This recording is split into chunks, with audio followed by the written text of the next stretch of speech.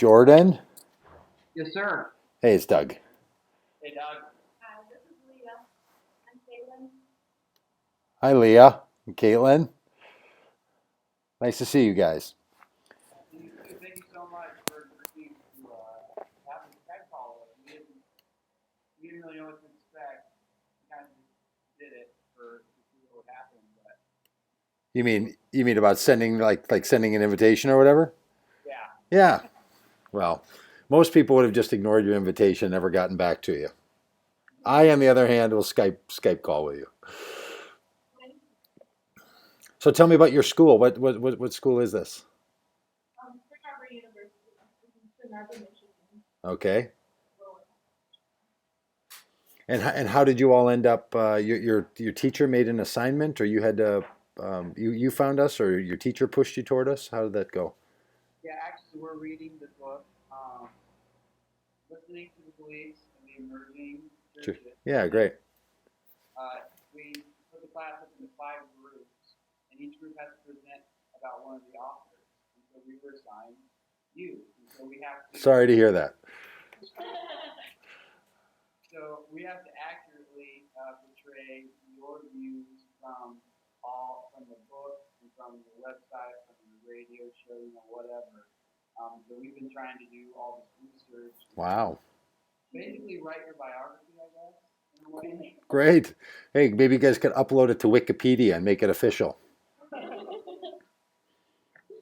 that if you want to. Sure.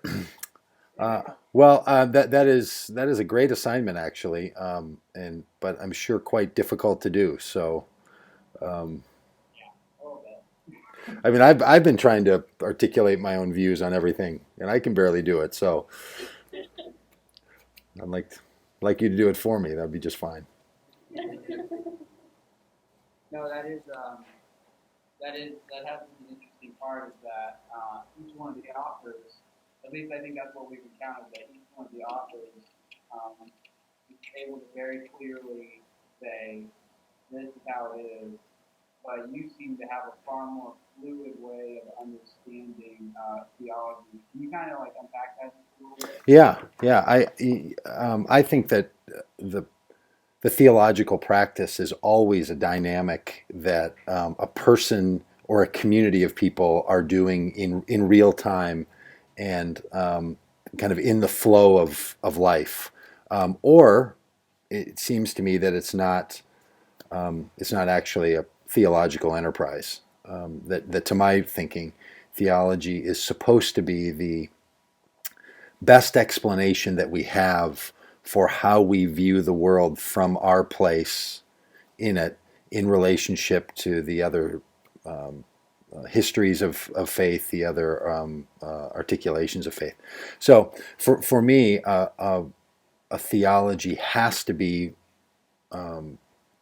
constantly being generated or created, or like the word you use, the fluidity, in order for it to be a current day theological enterprise. I kind of think about it like maybe in your house, your parents or the people you were raised by would have a picture of your family that was taken at some point, maybe 3 years ago or 5 years ago, hanging on the wall, and that's not an inaccurate description of who you were at that moment on that day when you stood in that place and looked just like that.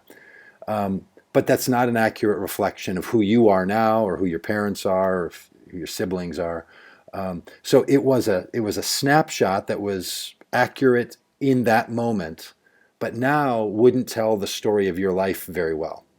And it seems to me that Christian theology has always wanted to say, you're going to get these little snapshots that you can go back and reflect on, but they're also being lived out by real people in real places with a real living God, and therefore that one snapshot or one picture was accurate, but is no longer accurate, right? That's the thing, and that's a little back and forth that one of the other authors named Mark in the book and I are going back and forth on, right?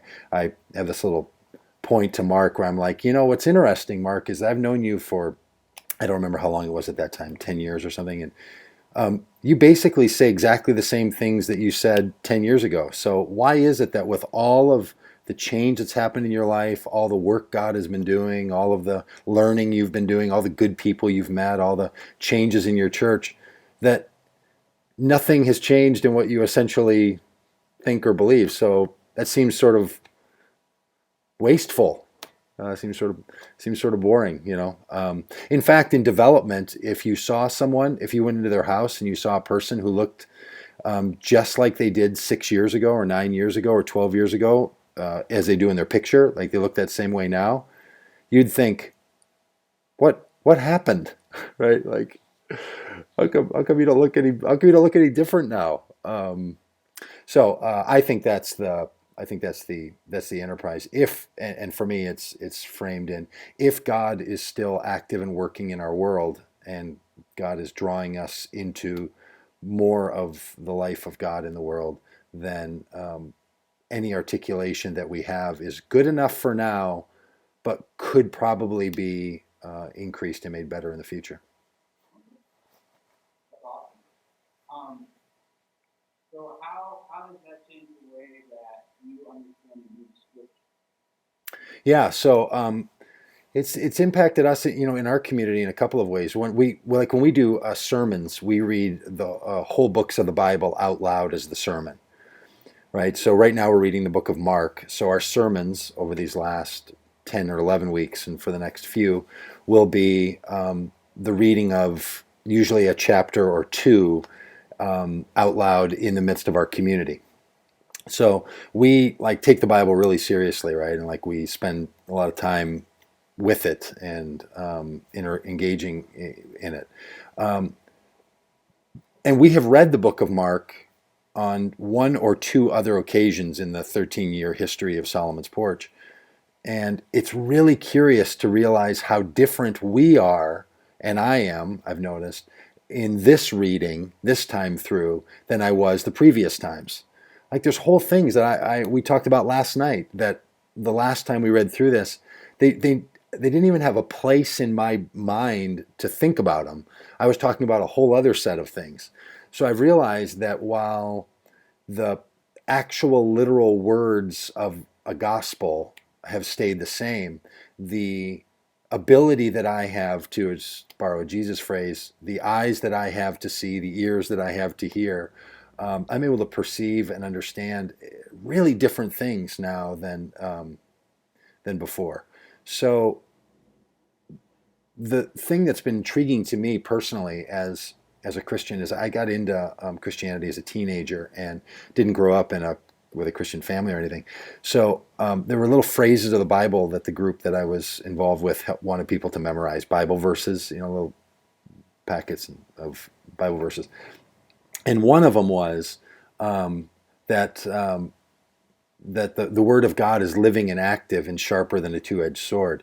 And that whole notion of the early Christians and the early Jewish community, that the Scriptures were living and active, not settled and stayed, not written and confined, living and active, is really intriguing. So I've often wondered, and for the 27 years or whatever I've been a Christian, I've wanted the Bible to be living and active. And so I want to have a theological practice and a theological system that allows for the Bible to be living and active. That's very cool. Man, really well thought out. So, Solomon's Porch, it's not necessarily, it's a little bit different than a lot of churches, at least from what I've seen. And I really like the couches, actually. I think the couches are cool. Yeah. So, you do not belong to any kind of position or kind of background, denomination, of faith at all. Is that correct? That's right. Yeah, we like to say we like them all, and we're not part of any of them. We're not for or against. We just don't have a denominational reference point. And what that allows us to do is to allow all the people of our community who want to bring the tradition that they may be from, and to layer that into our community. So in that way, I guess in some ways we're like a a new immigrant family that's moved to the United States, and their children might have come from, you know, Irish heritage, or they might be Germans or Danish or Central American, but their children will continue to create new expressions about what that means. So we're not trying to be a Spanish family or a Irish family. We're just trying to be an us family, and to bring those rich traditions that people have that they find interesting, and to layer those into our community. And I mean, that's not really on purpose or anything. Like, I just didn't come from a denominational background, and there really weren't denominations that wanted to, that want to support people who aren't from their particular tribe or background. So, you know, it's not like we're not part of a denomination for some big grand reason. We're not part of one, and we feel no compelling reason to choose one. Um, so, yeah, we don't. But it doesn't mean that we don't have, like, people don't have opinions, and because once a church is going, you've developed a history. So within weeks, you've got something running through your head that's making you think, well, we didn't used to do it like that 3 weeks ago or 13 years ago or something. So it's not all that it's not all that different. The benefit of it is that nobody here feels like there's somebody else that's going to come bail us out on our theology or on our church organizing or polity or on our finances. Like, it's us. And we're not a part of a franchise. We're not a part of a denomination. There's no other owners. I mean, it's us, and whatever we do really matters. And we have to kind of think about everything and consider all of it. It's not much different than when someone sort of moves out of their parents' house and through college and starts living on their own, and all of a sudden they're like, "Man, I've got to decide everything. I have to decide where I'm going to put stuff in my kitchen. I have to decide how I'm going to spend my money. I have to figure out, what time like." There's nobody to tell you how you should do anything. Creates an awful lot of ownership, and I think that's a good thing. I think it's one of the things that churches from a rich tradition background might be missing. There's some real advantages, but some of the things that they're missing is that many of the hard decisions were made dozens or hundreds or more years ago. So, So do those different opinions and positions, do they ever create conflict with Christians when you're installing sports and all these different people with different opinions? It seems strange that you created a place where people kind of live together in kind of a happy way. We can't seem to do that anywhere else. Anywhere else you get a bunch of Christians that live bicker and argue all the time. yeah, and some of that might be coming for us down the road. I don't know. We've been around for a long time, and it hasn't yet, so I'm hoping it won't. But when there's no, to borrow a metaphor from a movie that I fell asleep during, so I don't really know much about the whole movie, but in Lord of the Rings, when there's no ring to covet, and there's no ring of power to argue about, people stop arguing about an awful lot of stuff, right? So when we've developed a community that has said, look, you can and should contribute your ideas to this, and your idea is not in competition with anyone else's idea. Rather, there's enough for everyone, and we want to live in a generative way where one person's idea doesn't diminish someone else's, rather it adds to it. There's just a lot less to fight about, and we would do well to look at our systems and organizations and everything. Any way we choose to organize as people, and try to pursue systems of openness and constancy of input, and not a world of scarcity. So we talk a lot about generosity and abundance, not quite as fervently or well as Joel Osteen and some of the other cats do, but we do want to talk about a world of abundance, and not a world of scarcity. Because it seems to us that God is abundant, and that there's that, that God has endowed all of us with our own beautiful lives that can contribute to one another in some really meaningful ways. And we think that we should organize our system in such a way to take advantage of that whenever we can. Now we're not perfect at it. We're really clumsy. We're really awkward.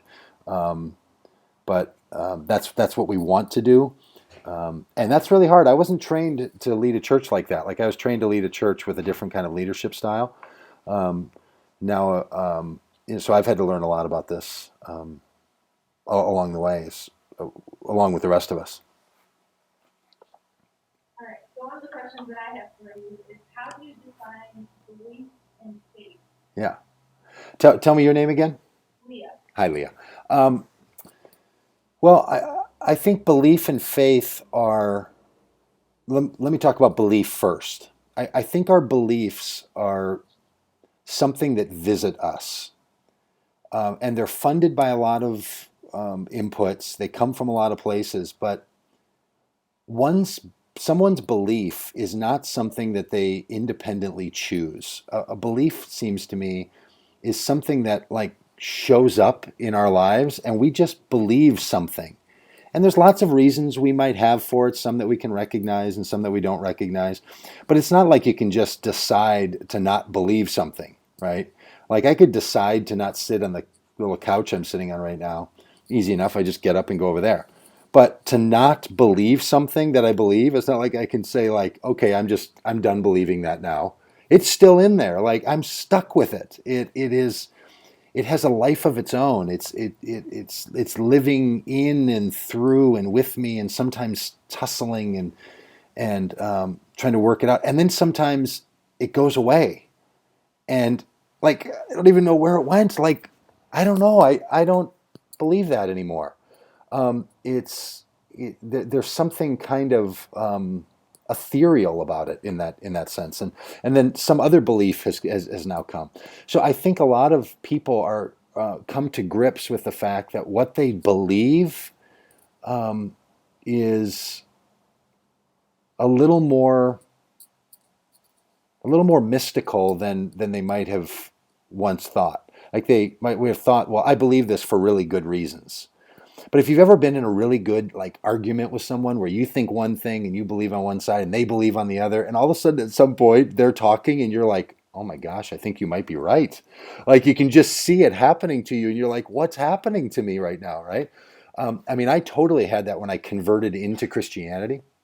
Um, it I all of a sudden was believing things I didn't even know existed, and I was just like, wow, this is unbelievable, and that continues to happen. So I think belief is really it's really complicated in the sense of like we're always poking around trying to figure out where did it come from, why do I think that, and then faith. I think faith for me, when everybody plays with their words like what belief is and what faith is and what trusting is, but I think that faith is essentially trusting in promises. So when someone has faith, they've said, I believe that these promises are made to me and I'm going to live as if that promise is going to be fulfilled. Um, And for a lot of people, what happens as they grow and mature is they realize that the thing that they had faith in, there really wasn't a promise like they thought there was. So their faith changes and they swap it out for another promise. And so I don't think people so much stop having faith as they switch out the promises. So um, what can you tell me a little bit more, Lee? What is it about that question that you were thinking about, what why were you asking that? That one is actually one that our professor Ah, wanted. that's great. Yeah, and so when reading the book, I wasn't really like exactly getting maybe what the belief and faith was because that's not what the book addresses. Yeah, And I went to the Sovereign Post website and it says the belief statement on there that it's not on the website. that we don't have one. Yeah, yeah. How am I gonna know what to put? So Yeah, right. So I mean, that's not a bad thing. If you have to fill out write in your report on this, like, okay, what do they say they believe? What we're doing on the website and what I sort of do in the book is to say, I'm not going to tell you what the content of our beliefs are. I would rather talk about how we think about belief. Because no matter what I write, and I have written whole theology books and everything, right? And I do, do lots of public stuff. I don't know that I would still say it that way, that I would. So I don't, the best I can do is give you the family photo of my belief at some point, right? Like these are the things in the way I would say it then. I certainly hope that to everything that I believe, I would be better at believing it tomorrow than I am today, and that I would be better at articulating what that belief is inside of me tomorrow than I am at articulating it today. So that makes one ask, then what's the value of writing it down? And also, I mean, look, on for a community like Solomon's Porch, I don't know which one of us would write up what we believe about things, right? Like there's hundreds of people around here, all believe stuff. I've worked really hard to make everyone here believe the way I do, but that's taken a while. It's not as easy as you might think. And I've been part of a lot of organizations where they have belief statements, and I'm like, I wouldn't say it that way. Like, because most people, if they read the belief statement on a church website, it's not like they're going like, oh yeah, I'm going to start saying that now. They would just be like, yeah, that's probably close enough. Or I've never even thought about that stuff. Okay. It's like, for a lot of people, it's like filling out that thing when you when you put a new software on your computer and they make you go through and sign the agreement. Like, I have no idea what's in any of those. I scroll to the bottom and hit accept and like, okay, I guess that's the deal. And I don't think that serves belief very well. So the reason we don't have one on our website is because it would immediately be out of date. It would immediately be from only one person's perspective, and other people would be signing off on it without any real intention. And it seems to me that that kind of thing diminishes. Now, the role that it plays for a lot of churches is then you're able to know, are those people the kind who think about things the way I do? And anyone who only wants to be part of Solomon's Porch because we already think the way they do would find themselves frustrated when they got here. Because none of us want to leave ourselves where we currently are. We want to keep getting, deeper and richer and better and more substantive. So why would I, like, the Doug Pagitt that started Solomon's Porch 13 years ago, I hope is a deeper person now than I was then. So why would I want to be held to the way I would have said it 13 years ago? It's a curious thing. I don't know why people want those. I don't know why they find them valuable. Um, yeah. All right. So you hear people, like at least I hear people say all the time, or pastors say, the message doesn't need to change, but the method does. Yeah. Sometimes the message needs to change, but the method doesn't. So Yeah. where do you stand on that whole? Yeah, I think it's a good question. I think about that a lot because I think that all the time, both message and methodology are changing. In fact, I think they're so linked to one another. They're intertwined in such a way that you couldn't possibly change the methodology without changing the message. Just in everything, like everything matters. So I don't think it's that easy. And if one gets into the notion that the message of God is always and forever the same, they have a really hard time with the Bible. You'd have a really hard time with anyone's life, like, because the question again, which I know I've said about 3 times, but comes up with, at what point is the message perfectly stated that you can leave it right there and have it never change? I've never met anyone, and I've met some of the greatest communicators that I could ever hope to meet, who would ever say, you know what, I think I've pretty much said everything exactly the way I would want to say it. No, nobody says that, right? Because messaging, the message of something, is a very dynamic process, right? There's a person who's sending a message, then there's you as the listener that's receiving the message, and then there's the person that you're going to tell about it. And it just seems to me that the story of God, the message of God, is far more enlivened than the same, and it never changes. What I think that really gets at, though, at a deeper level, is a belief that God never changes, and therefore the message of God never changes. And it seems to me that we would be better off not having that not having that argument, right? Like, look, God gets to do whatever God wants to do, first of all, and human beings' ability to communicate, articulate, and pass along how they see God is a very precarious and clumsy proposition on the best of days. So we probably shouldn't become so confident in ourselves that we could say, "Oh, got it, locked it in. Let's stick with that one forever." That would just, I mean, it sort of defies everything we all know about communication. Like, could you say to a 5-year-old the same thing you'd say to a 15-year-old, the same thing you'd say to a 50-year-old? And would you say the same thing to all of those people if they were from different cultures with different languages? Would you say it to people, the same ages of people in the same cultures at different times in those cultures?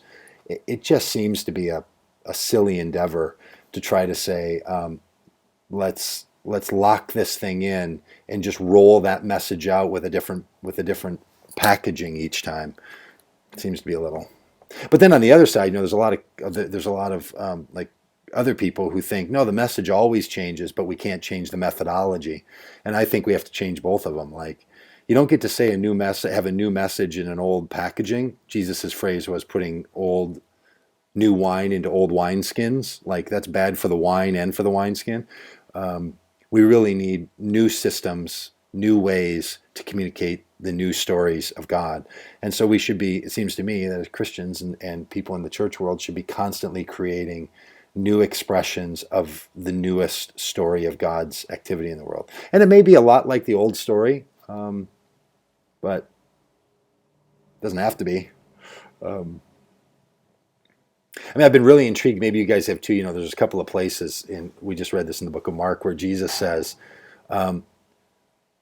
"You're going to do even greater things than I do." And the Gospel of John puts it really bluntly like that. Like the counselor is going to come. When the counselor comes, going to bring back to you into your memory everything I've said and taught, and you're going to do even greater things than I've done. And the Greater Things Project, that's really destabilizing to people who like to have the notion of a consistent message and a changing methodology.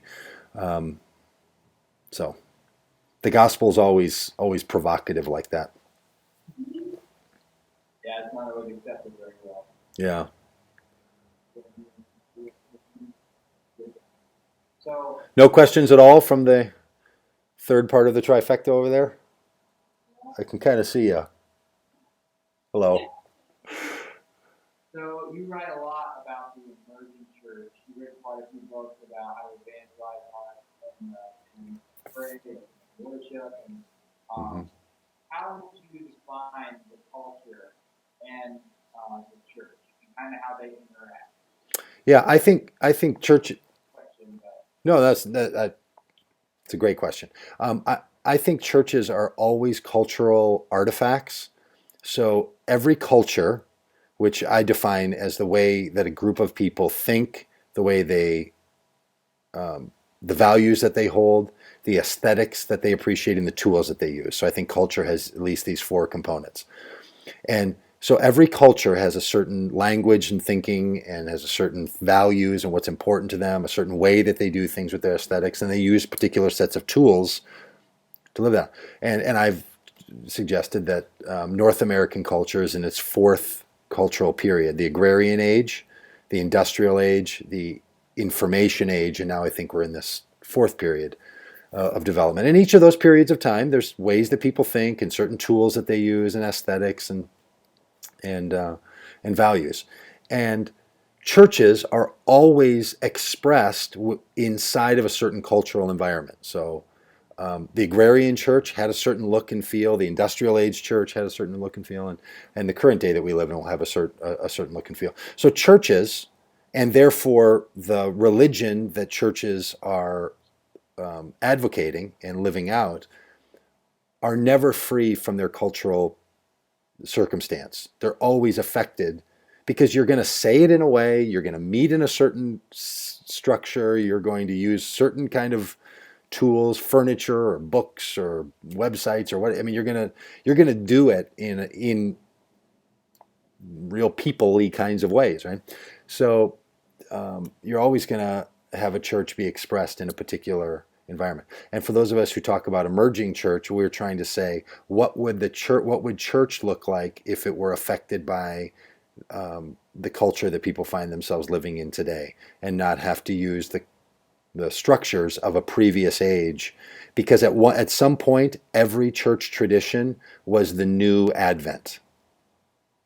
Everyone that's ever existed, where people were like, hey, we didn't used to do it like that, I kind of like doing it like this, and then it became the norm, right? So that's just been going on for as long as there's been human beings. And fortunately, we have a Bible that gives us a history and some glimpse into how different people in different cultures express Judaism and Christianity.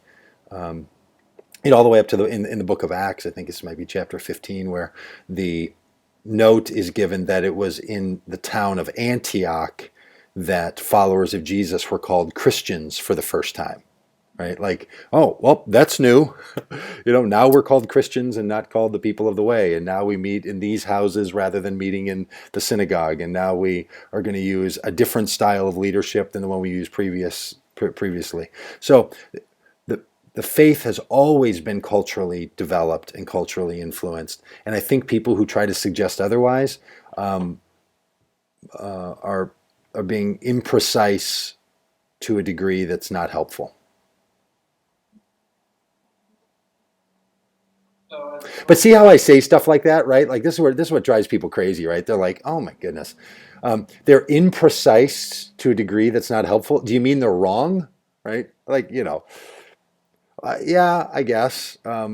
Just wrong is so blunt and so simple. Realizing that you've been imprecise to an unhelpful degree, that's way worse than being wrong, right? So it sounds like I'm all like backpedally, and stuff. I'm like, no, that's totally a sharper way to say it. But it's a critique that if you haven't brought it up already, you should. That people like me use language in a really intentional kind of way, and we don't fancy those who are a little blunt, because it just seems underdeveloped. So we're kind of snobby about stuff like that, and it's very unbecoming. So we get a lot of grief about that. People are like, "Oh, he's just so squishy," and what they really mean is, yeah, he's just so pretentious. Like, just say it. So. Yeah, I read an interview about Dominic MacArthur. He has some interesting things to say about Common Core and stuff like that. So, Yeah.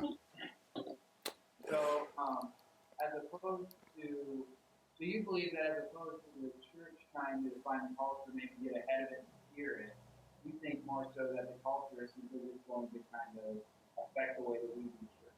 I think there's no way to just distinguish a piece of the culture from the culture, and churches are part of the culture. So you can't pull it apart and think that there's a church that's doing church things and it's influencing culture, but isn't also shaping and being formed by the culture. So it's indispensable, or they're indivisible. That you can't pull them apart. It wouldn't, like, as soon as you decide what time you're going to meet, as soon as you decide what language you're going to use, as soon as you decide what the music's going to sound like, as soon as you decide what the room arrangement is going to be, as soon as you decide how long someone talks, when you decide how close people are going to sit to one another, or how loud they're going to be, or how long the meeting is going to go, or what thing you're going to read and what thing you're not going to read, all of that just seems normal to people. Like, well, we know we're going to meet at 10 o'clock in the morning. We're going to meet for an hour, and this person's going to talk more, and these people are going to talk less, and these people are going to sing, and we're not going to let people touch noses to each other. We're only going to let them shake hands. That's just stuff we're going to do. That's how it goes. Like, but all of that is cultural, right? Like all of that, that's not like everyone didn't always meet like that. That's not the way it's always been done. Like, have you guys ever been greeted with a holy kiss in your church? Probably not. Maybe by some creepy old grandma. Um, so that's just because we shake hands now and we don't lip to lip with people. But you go to other cultures and they're gonna lip to lip with each other, and some people are gonna lip to cheek, and some people are gonna cheek to cheek. So all of that kind of matters, right? And some people want to say, well, that's not the important stuff. The only important stuff is, but I'm telling you, you could go to a church where they do all of those things in a way you don't like. They meet at a time you don't like. They stand too close. They touch body parts that you're not comfortable having touch with your body parts. They speak at a volume that you're not comfortable with. And no matter what they say they believe, you're not going to like it enough to ever go back. So we are deeply, deeply cultural beings that are really quite persnickety about what we'll tolerate and what we won't. So when I watch a pastor stand up in front of a group of people wearing a business suit and give a lecture for 25 minutes on the Bible, I'm like, what culture is that? Like, who's the guy wearing the dress of bankers and of stockbrokers talking about God? Like, or if I, go to a church where, like I was a couple of weeks ago, where I have to wear one of those robes, and I put on a robe, I'm like, what's the guy in the bathrobe doing, standing up there telling people, right? Like, or you come to Solomon's Porch, and you're like, the guy on the stool wearing shorts, what's that guy up to? But all of those really do have some power to them, right? Like, there's something going on. It's much easier to interrupt the person on the stool wearing the shorts leading a conversation than to raise your hand in the middle of the sermon being given by the guy in the white robe.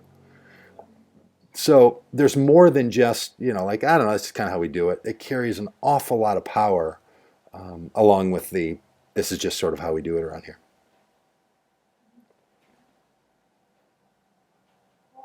So if we have to create a picture Oh. about what you believe as far as Christ and culture and church and culture. Mm-hmm. And so what do you think that would look like? Like, our professor showed us a picture of Mr. T in the thing.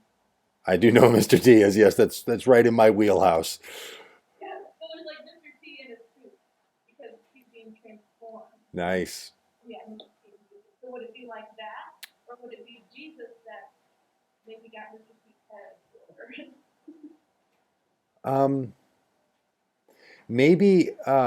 Maybe reduce it down to like the subatomic level, where you would have like protons and electrons and neutrons in a dance with one another, Okay. interacting with each other.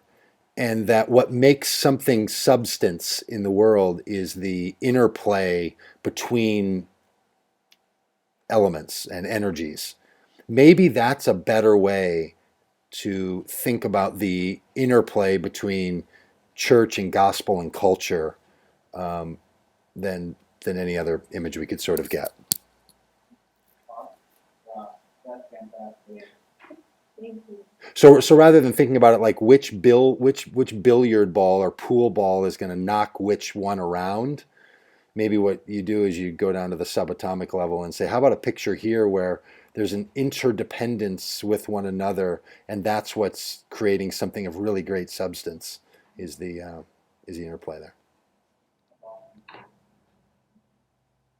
Well, I mean, we don't want to keep you too much longer or anything, but Yeah, thanks. I got a lot of stuff to do. Can't sit around talking to you guys all day.